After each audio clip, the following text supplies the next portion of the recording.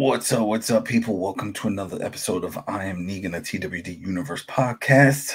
My name is Adam Vale. I'm a senior editor over at the Koalition, that's with a K.com, and I'm joined by editor-in-chief Richard Bailey Jr. What's up, Rich? What's up, Adam? What's up, listeners and viewers? And Throwdown Zone, Carlos Romero. What's up, Carlos? Yo, what's going on, everyone? Oh, man, this is it, people. It's the final countdown. This is it. After this, we got 3 episodes left. All right, so real quick housekeeping. Thanks again for all the follows over on YouTube and iTunes and Spotify. It's always around this time, especially around with Walking Dead Proper Mothership. Get a lot of new viewers and listeners, which is great.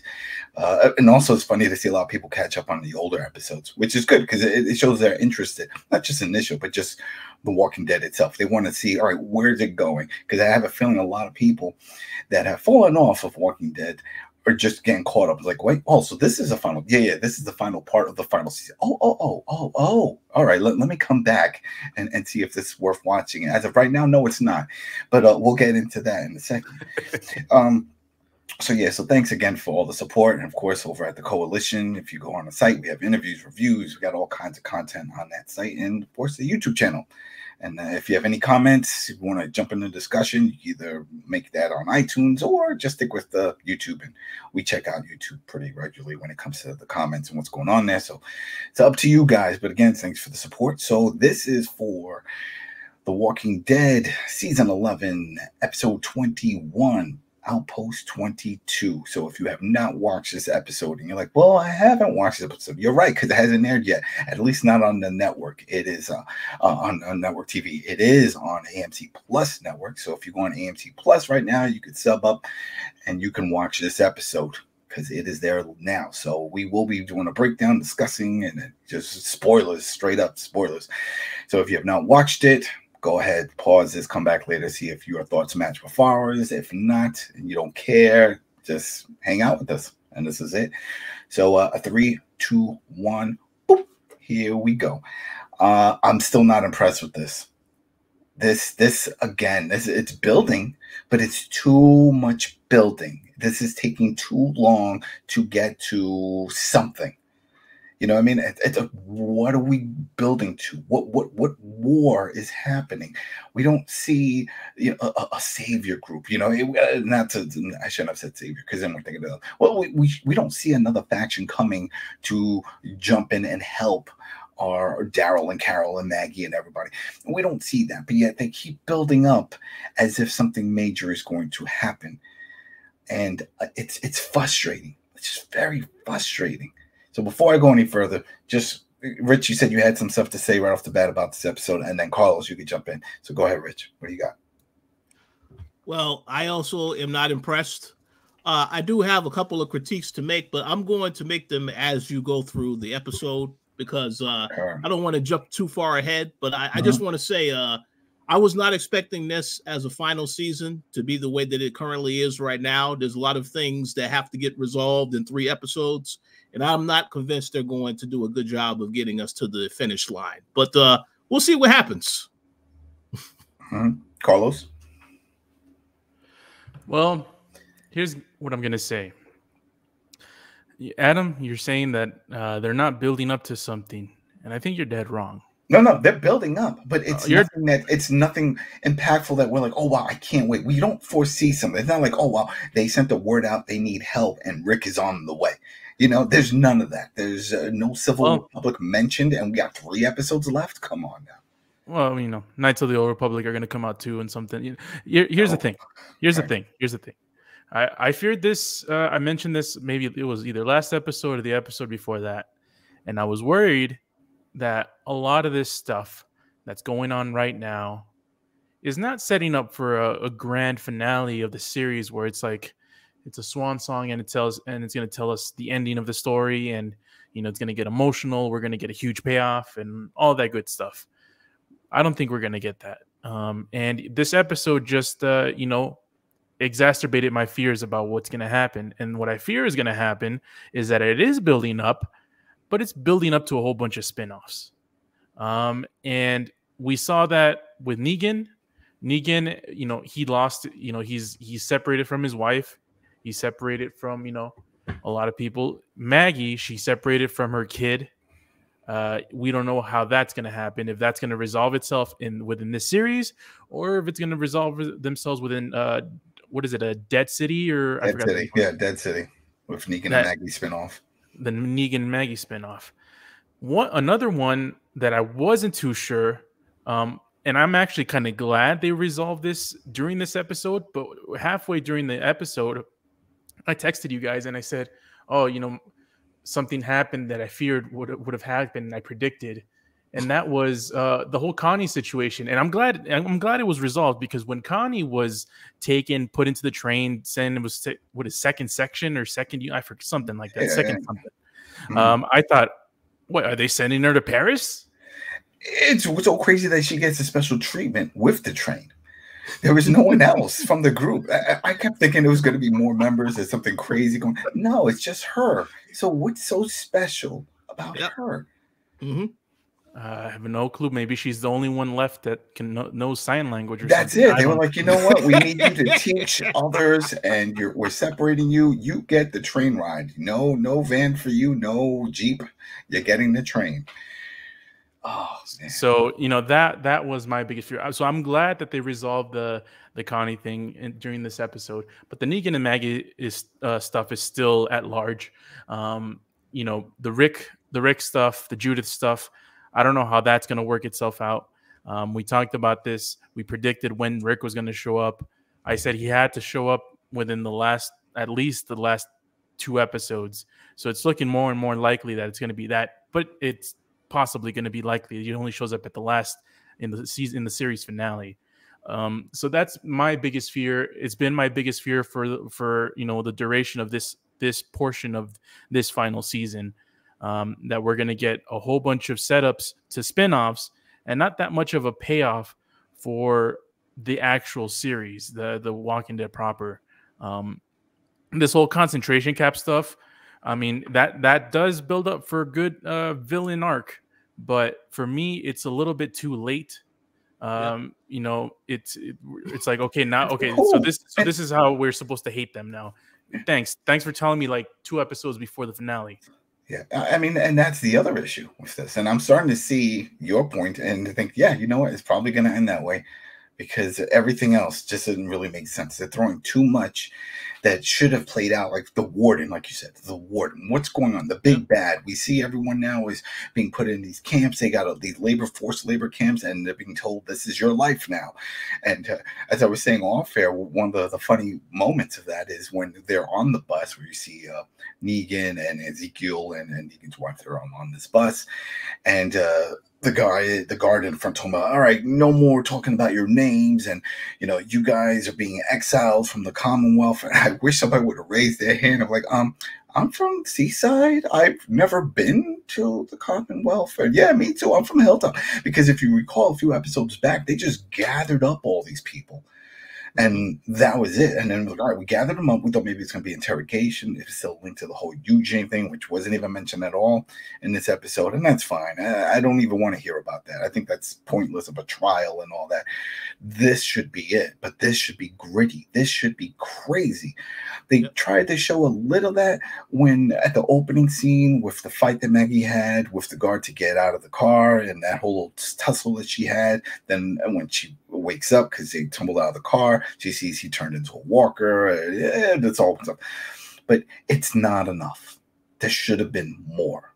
There should be a lot more going on here, as opposed to just a little bit sprinkled here and there. I mean, the fact that and I'll get it, I have to get it out now. I'm just upset that the Ezekiel and Negan, that was going to be huge to see them both on. I can't even recall the last time I saw both of them together on screen. And the first thing I was thinking is that once Negan says something to Ezekiel, Ezekiel was going to break loose, attack him, beat on him. Remember, his kingdom fell apart because of Negan. His whole life, everything that he had. I mean, it was craziness. He had so much beef with this guy, and he sort of brings up some of it. He was like, oh, I don't want to talk to you. You burn faces and you force women to marry you and all this stuff. And there was plenty of good Negan jokes that could have just just slithered right on in there. Oh, on that topic, yeah, I do have another wife, and she's pregnant right now, so that's why I need your help. They could have sprinkled that, but no, they didn't. They didn't do that, and it was just frustrating. That was frustrating.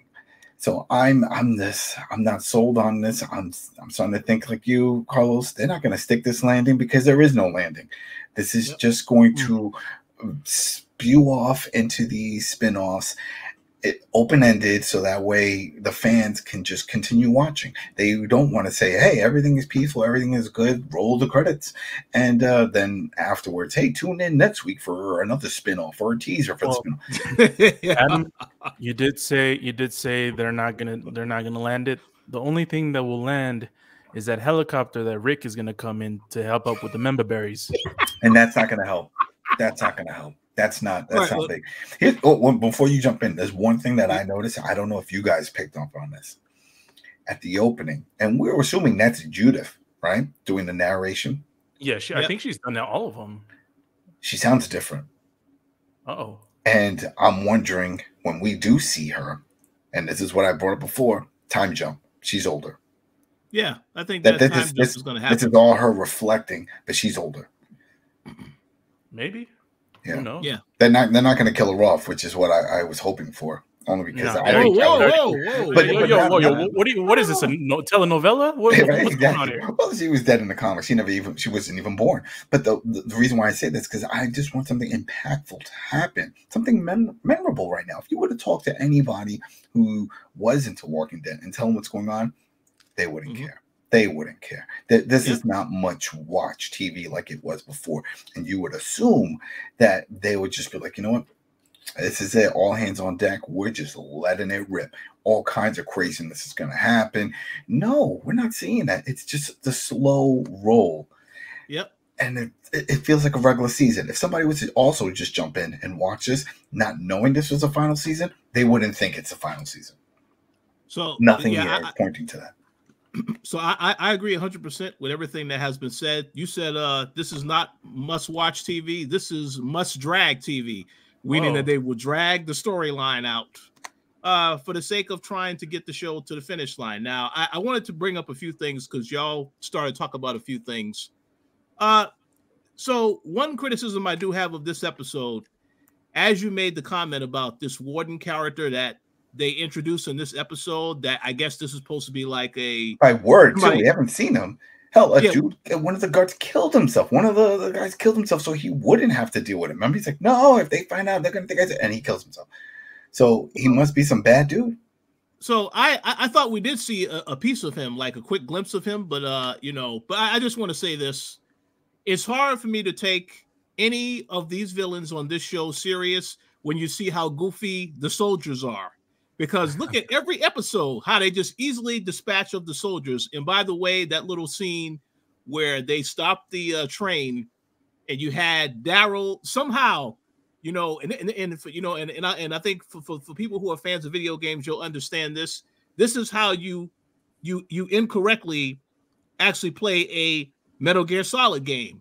Because here's the thing, Daryl and everybody as long as they have been doing this, they should be more skilled and better than all of these soldiers. But you had that one scene in this episode where one of the soldiers managed to get on the bike and almost got away. And eventually Daryl caught up with him. Well, he got his moment on the bike because remember he had Ride. He had that show for a while. So here you go. Here you go, Daryl. Here you go. Yeah.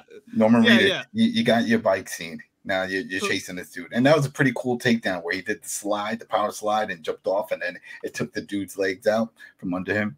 It was cool. It was cool. Yeah. I mean, so that moment was there for that reason. But what I'm saying is that it's hard to really take the villains serious when you see how inconsistent they are, because the soldiers are not skilled. This is like the budget Star Wars stormtroopers that you see. This is the budget version of them, though. So I just say that I have a problem with that. And it's hard to believe that we should be concerned about Warden and we should be concerned about Pamela Milton as well. Because I look at these people, I'm like, they can easily be overtaken just like that. When you think about all the villains that they've had on The Walking Dead, they're definitely of the weaker kind as far as the final villains in this whole storyline. Another part that's hard to believe is that Rosita and Daryl both don't. No.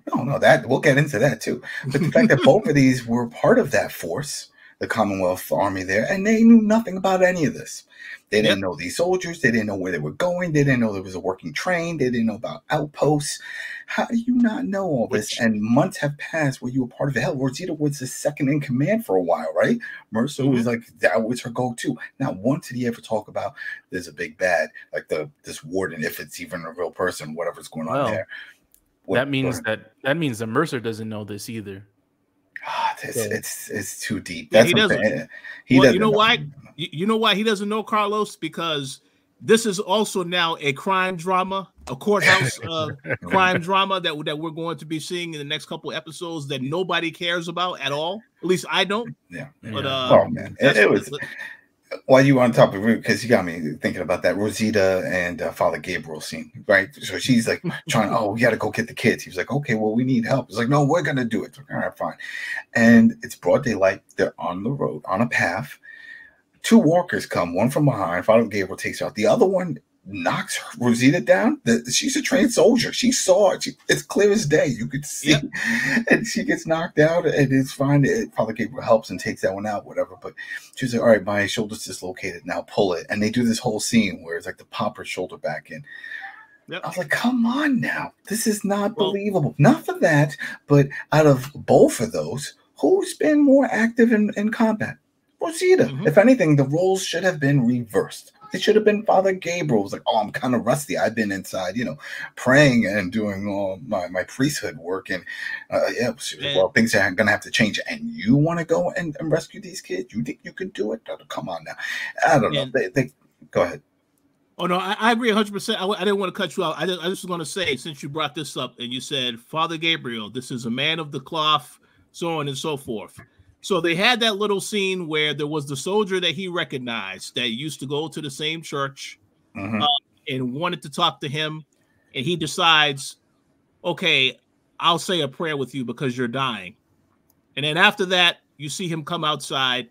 So obviously he killed the guy. But listen, they told us last season, this pastor is badass now. So I would have preferred to see him kill the guy, say a prayer, amen, and then just stab him in the head or whatever. Yeah, they're not going to show that. And I think the only reason why he wasn't ruthless with him, because remember he had said before himself when he was killing that he was like, seeing things differently, is what he mentioned. He saw this guy actually attend church a few times in the back.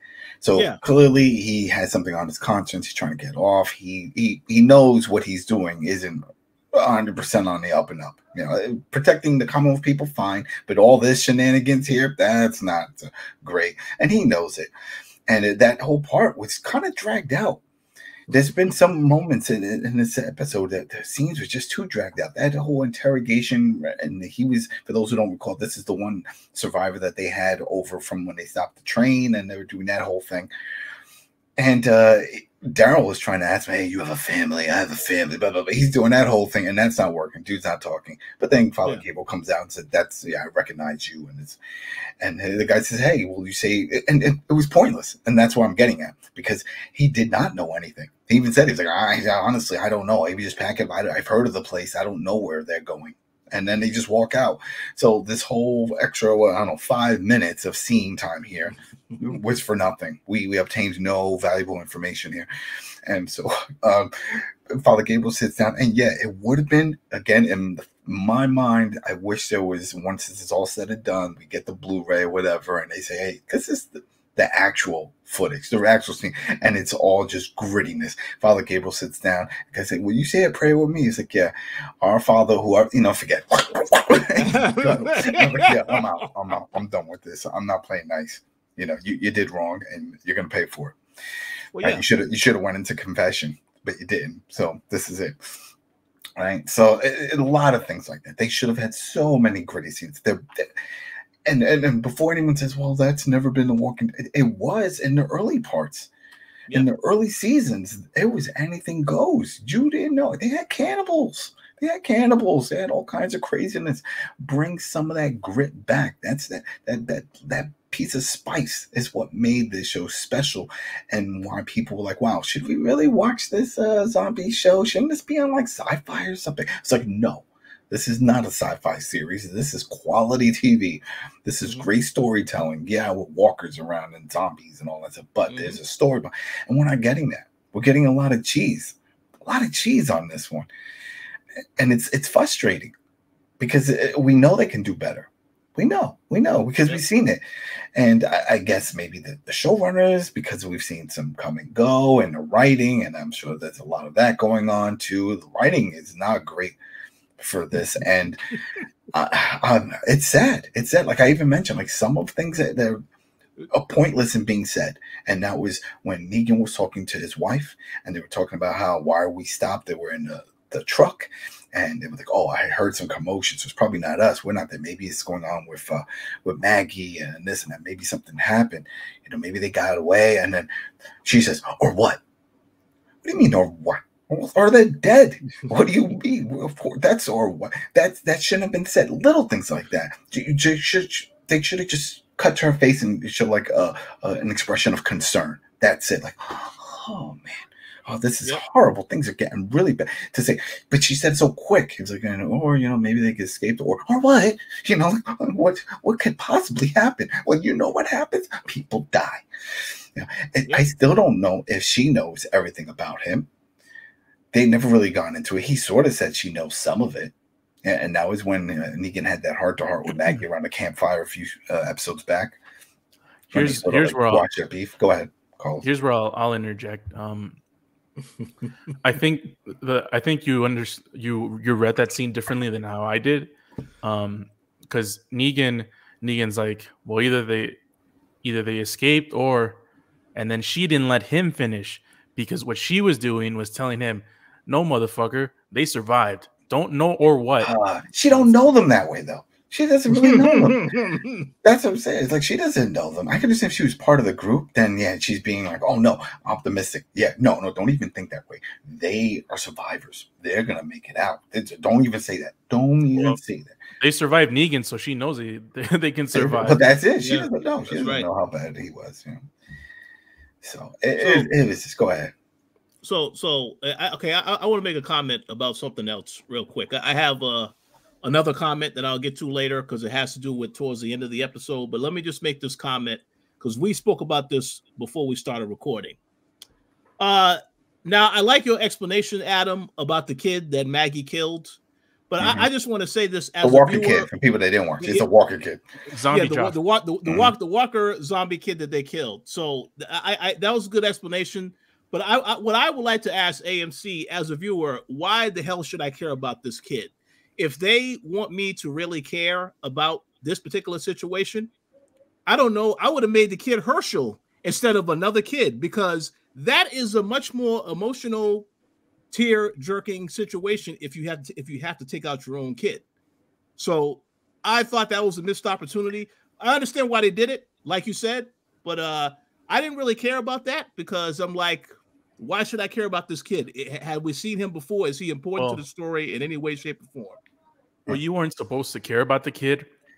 What they're trying to make you feel is for Maggie, because Maggie obviously just lost her kid, like quote unquote lost. So her trying to kill this other kid is like, it's like, damn, maybe someone's encountering my kid the way I'm encountering someone else's kid right here. That's what they were trying to do. But and I get that. And at first, when I saw that kid, I'm like, and then they started showing cuts and stuff of her, Maggie, and also, am I supposed to know this Walker kid is? Well, maybe she was like, this is. I mean, this is.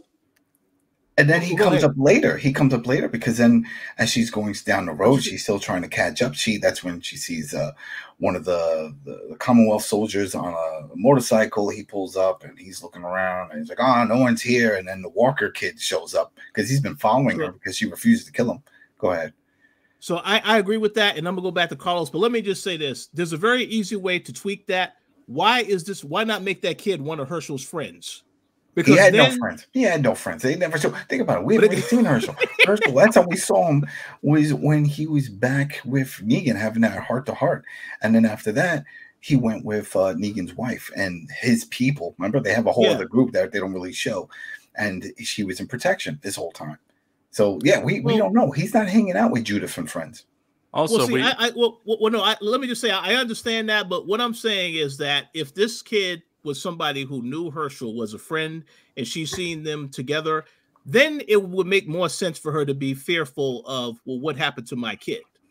That's why I said they could have corrected that and made it a little bit more convincing. I understand what they were doing, but I didn't really understand why we had to get multiple scenes of that zombie kid and then her hesitating to kill and eventually kill him. I mean, that to me was dragging it out, because she could have killed him at the very beginning of the episode. She had no choice but to kill him, because at that point, when he does show up, he followed her and then distracted the soldier, which helped her attack the soldier, had the fight, killed the soldier, but then the worker kid showed up and fell on her and was attacking her. So she turned it around. She had no choice. And she even said, I'm sorry for this, that your life sucked and you died, and now you're a walker and I have to put you out of your misery. That's just the way it is. And yeah, she's just thinking, it's supposed to be that she's thinking about her own kid and all that stuff. But the problem with that is we haven't really spent a lot of time with Herschel. We haven't really seen that interaction. When she showed up back from wherever she was, remember the other community, and he was hiding up in a tree. Remember, it was a whole other thing. And so I don't, it makes it seem, go ahead. We also have to take this into account.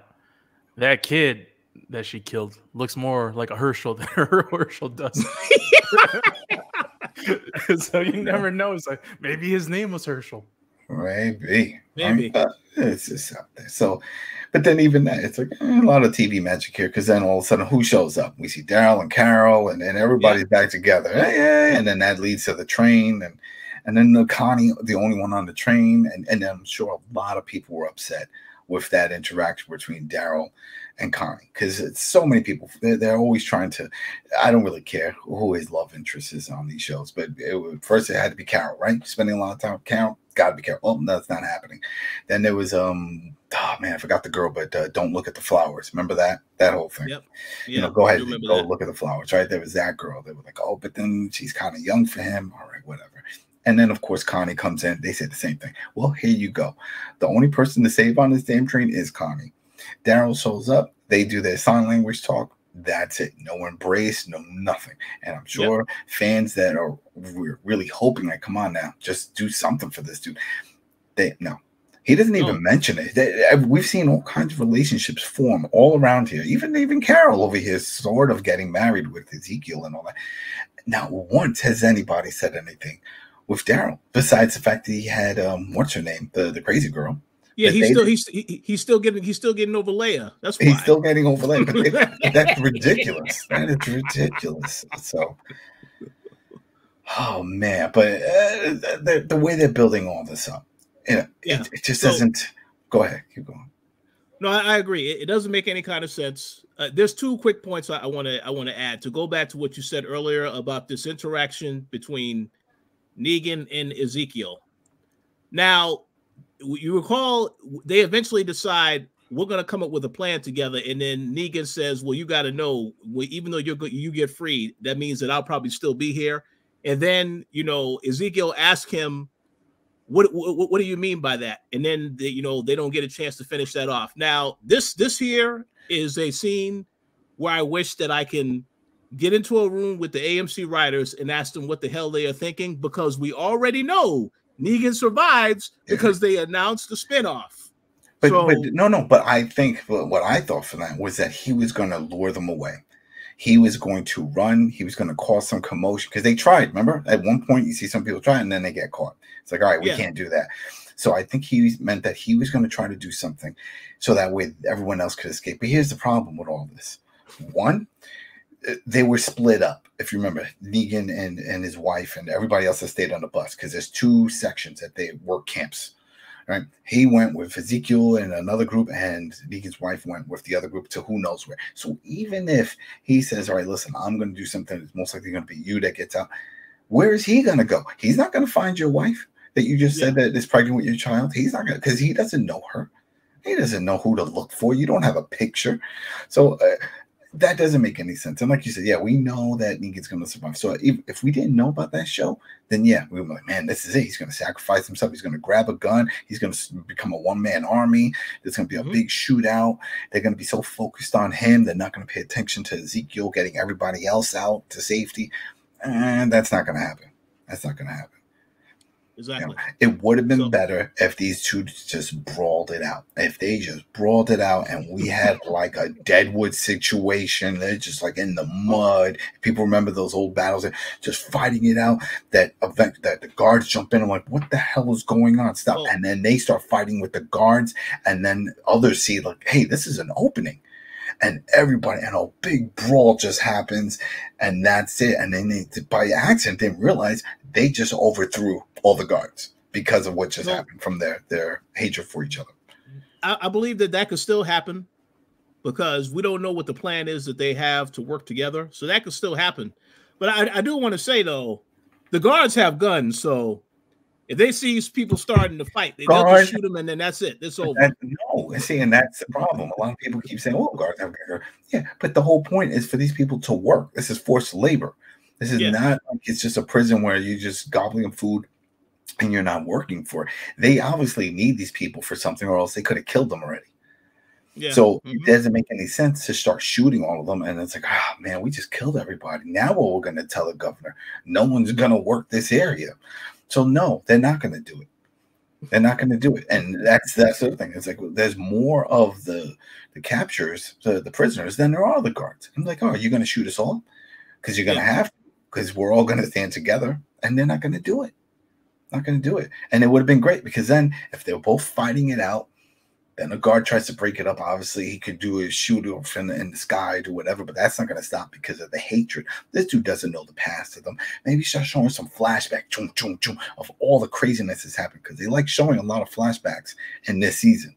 So show some flashbacks of the kingdom and all the stuff that was going on there and with Negan and throwing some more flashbacks of Negan just doing some horrible stuff. Just showing it back and forth. That would have been great.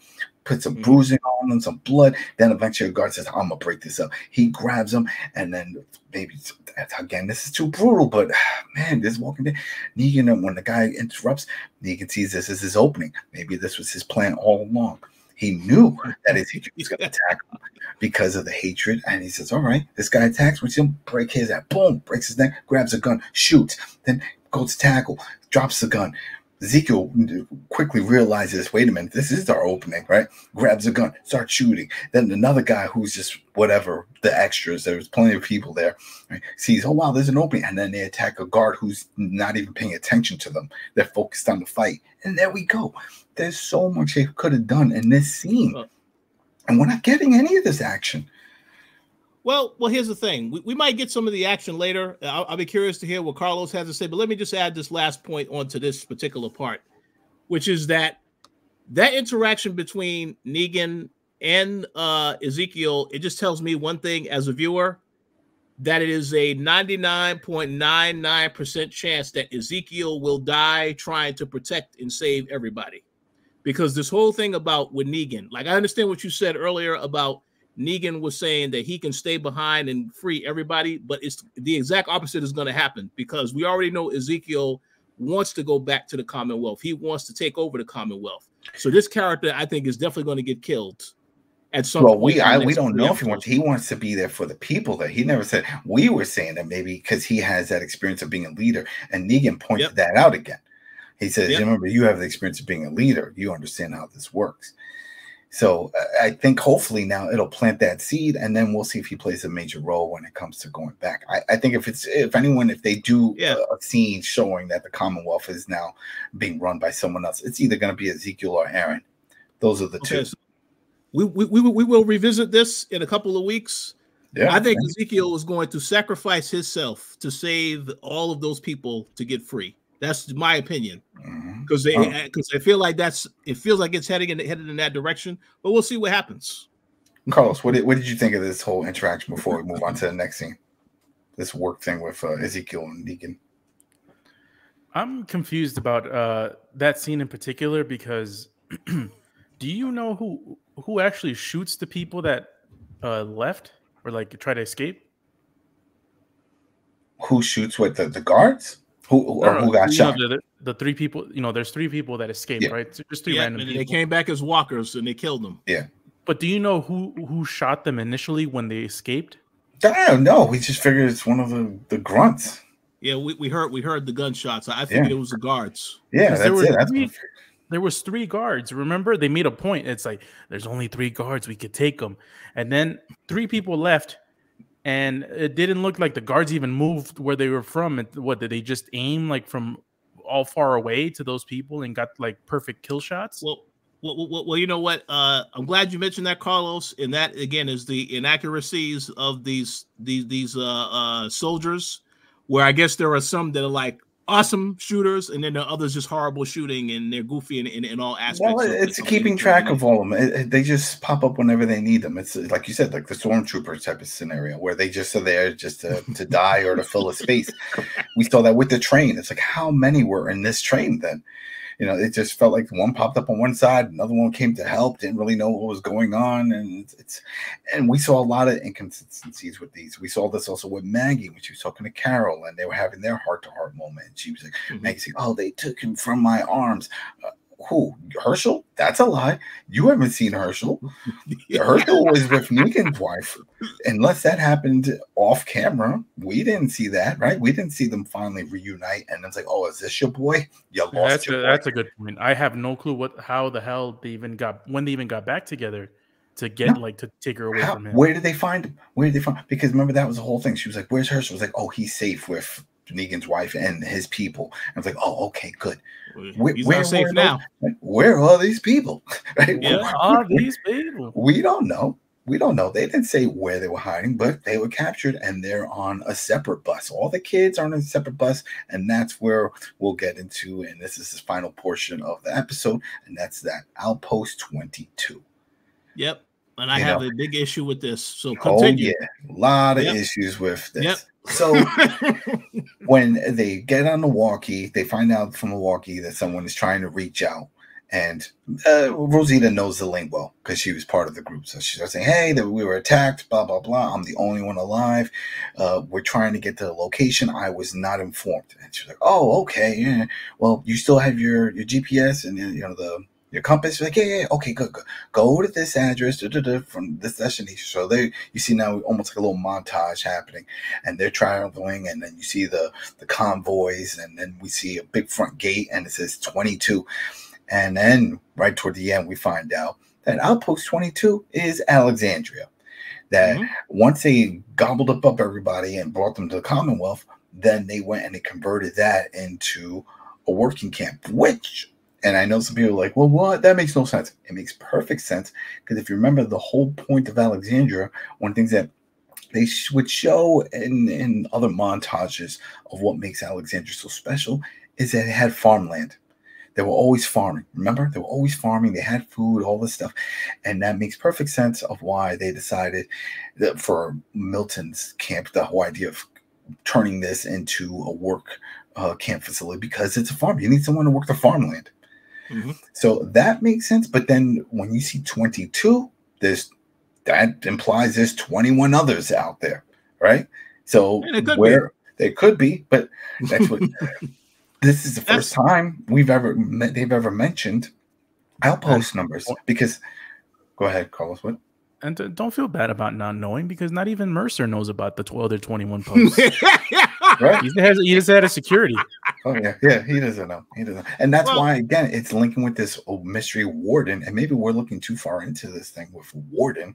Maybe it's nothing. Well, it's not looking too far. There's 3 episodes left. But that's what I'm saying. What if they never bring it up? They're like, oh, it's nobody. The warden is Milton. Womp womp. No.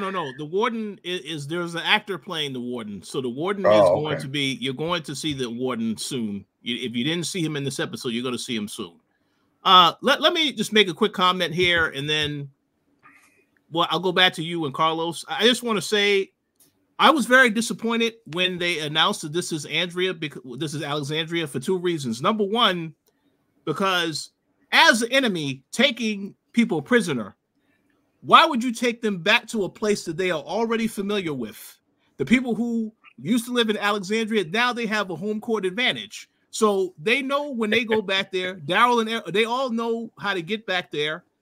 Yeah, you'll probably see some guards out there patrolling the area, but they know how to get in there, and they know how to, because they're familiar with that environment. So number one, that didn't make sense. And then number two, and this perfectly aligns with Carlos's theory, because I feel that they chose Alexandria because this will explain how Rick and Michonne return and save the day, because they know exactly where to go.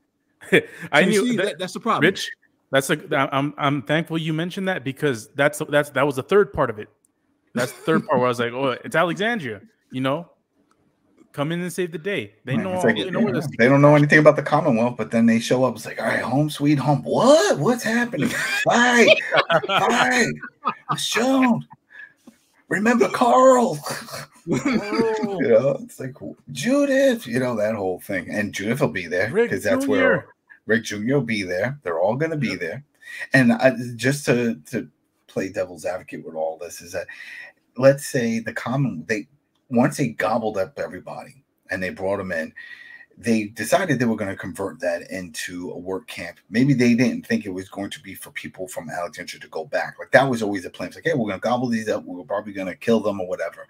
But then things don't work out that way. And remember, there's more people than just them. They're the Hilltop, they're the Seaside. There's others. So, yeah, but it's still funny. And maybe this is just for set design timing. They're like, oh, man, do we have to build another location? Nah, just slap a 2-2 on this one. Go to Kinko's. And we'll just say they took over this location. And we'll do that. And it's all right, whatever. But to your point, yeah, it definitely opens the door for the possibility of making perfect sense of Rick and Michonne showing up, because that's the one location that they're familiar with. And you would think if there was any place that they would want to go back to find these people, would be there. I was assuming they were going to come to save the day over at the Commonwealth because they're part of the Civil Republic, or something happens there and there's a war, because there is an army with the Civic Republic. But no, I think you're right. I think this is all going to be linked to them showing up at Alexandria. And, yeah. Oh man, what a letdown! And it's a letdown only because I just want more impactful scenes. I want something to matter. Right now, none of this really matters on my end. Like you just said, we're talking about, all right, where's Rick and Michonne? Where's Rick and Michonne? Well, when they show up, it's probably going to be a wham bam, and that's it. And go watch the spinoffs. And the fact that we know so much about what's going on with Maggie and Negan and all the other side projects and Daryl. It's like, all right, well, these are the characters people really care about, and we already know that they have other projects. So what is going to happen here that is going to make people care to keep watching, besides the fact of just watching because they want to see the end of it already? Because right now there's nothing here. It's not like oh man, I want to see how they're going to get out of this situation. I want to see who's going to save the day. I want to see no, none of that, because it doesn't make much sense. So let's say right now, the grand scheme of things, right? We have Negan, Maggie, and Father Gabriel, Rosita, and Carol, and they already now know Outpost 22 is Alexandria. Okay, there's that crew. Then you have at the Commonwealth, you have Eugene on trial, and that's it. Right? There's nobody else dealing with that. And then you have Aaron, Jerry, and Alpha's daughter, I'm blanking on her name, Lydia, right? And her boyfriend, Snake Eyes, over there. And they're going to Seaside, I think that's where they were going, or Hilltop. I think it was I don't think it was Seaside, right? Because it wasn't Alexandria. They didn't say they were going to Alexandria. So they're off doing their own thing. So here we go. We got 3 branches out there.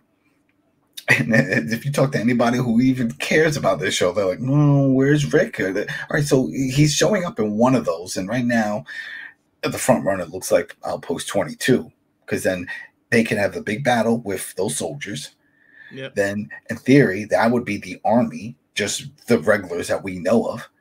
Right. Oh, sorry, man, I forgot. And then the fourth branch, which is Ezekiel and Negan, and whatever they accomplish with the people, and then they still have to find the rest of the group. Now, I'm assuming that one of the trucks in that convoy is also Negan's wife and the rest of that group. That's where they're going. You know? Well, that's a good guess, but I guess they want you to be in suspense as to where they took her, because they didn't answer that question in this episode. That she was that's gone only very quickly. And then also, where was the train going? Yeah, that's the other thing. Where is this train going? Because clearly it's not going to Alexandria, because there was never any trains over there. So if that was the case, and then you're just transporting Connie. So unless she's a spy and she's a warning, dun dun dun, she's like, I got you all along, bitches. You know, that would be great. She's a super villain. Yeah. But no, we're not getting that. They're not getting that. And I liked her character. I just don't understand why they separate her in this way. And they've teased it so many times. And even this, like that one-on-one with Daryl, where they start doing sign-in and talking about everything. It's like, just embrace. This is what people want. It's the final season. Just, just give it to the fans and then move on. What I think you are seeing is the result of not really thinking through a lot of things from a story perspective. Because even when you look at these final episodes in the third half of the season, where they have the whole special intro with a callback to stuff that's happened in the past, why didn't we get that the entire season? They just started doing that in the last 8 episodes. So it's like they're just trying to. They're not really don't have it really put together. It could be way better. Where is Kelly? Does Kelly stay on the bus with Negan's wife, or did she get off with Ezekiel? Because I'm just thinking of soldier-wise. She's a fighter, and I'm wondering if she's there with Negan and Ezekiel. Yeah, she's there with them too, because she was the one that was trying to escape. That's right. She was the one. Yeah. Okay. See, so there you go. So then they had somebody that could actually help fight, because everybody else is just extras. That's it. That is extras. We don't. They haven't been clear. These are people from Seaside. These are people from Alexandria. These people from Negan's new group, which I don't know if they ever had a name or whatever, but there was that group. And here's the funny thing: if you really want to think back, if you really want to think further back, are some of these people that they have from Alexandria still people from the prison from season 2? Because if you remember, when they overthrew the governor and they grabbed a bunch of those people and they were bringing them by the school buses, they said some of them were older, but some of them were younger, and there was still a lot of people there. Those are people that then eventually they brought over to Alexandria. Now, Alexandria already had people. So the background could be people that have been there since season 1, and that would be so awesome if they had some extras, extra cast members that have been there since season 1 or 2, and they can just splice them in, like in The Ring, where you always saw the woman in the background. Remember whenever the guy was, and he's like, oh, she was always there, and then have that person play a major role out of nowhere. It's like, I was always here. You see them, oh, I'm helping in the farm. Oh, I'm helping everybody get out of the prison onto the bus. Oh, I'm helping when we were at the hilltop. That would be awesome. Not going to happen, but man, I would have loved that, and that would have been a good swerve. Yeah. Oh man, this is so much. There's so much they could have done with this final season, and I'm sure I'm not alone. I mean, everyone was expecting something granular to happen, just something epic for every episode. Like they said, this is the final 8 episodes, and it doesn't feel that way. It feels like this is the next 8 episodes of another season of The Walking Dead. Nothing stands out. Nothing feels special. Like, oh, you have to watch this. Oh, did you not see this episode? Go watch this episode. I can't say that.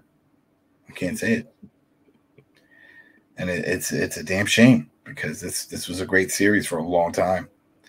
And they had some compelling stories, especially the whole thing with Beta and Alpha, the Whisperers, all of that. That was great. That was fun to watch. People walking around with skin masks. Come on now. That was awesome. An awesome idea. And then it's gone. It's gone. Hell, even Pope, even the early part of this, the whole thing with Pope, Right, that was pretty cool. We thought he was going to play a major part, at least escape that area, and then go to the Commonwealth, and then it'll be like different factions all fighting. Maybe he says, "Wow, we could take over this place. This is a great place. Who's in charge? That lady over there? Is she former military? Oh, she's only the governor because her father was the president. Psst, I'm taking her out right now." Yeah, it would have been cool. There's so many different avenues they could have gone, and they didn't. They didn't do it, and now it's like we're just going along for the ride. It's like one of those rides at Coney Island where it's just like it's a horror house, but it's really not that scary. And you're just sitting in and you're getting pointed at different things and things are popping out. And you're like, yeah, but I know it's not going to really scare me. And then it's going to be over.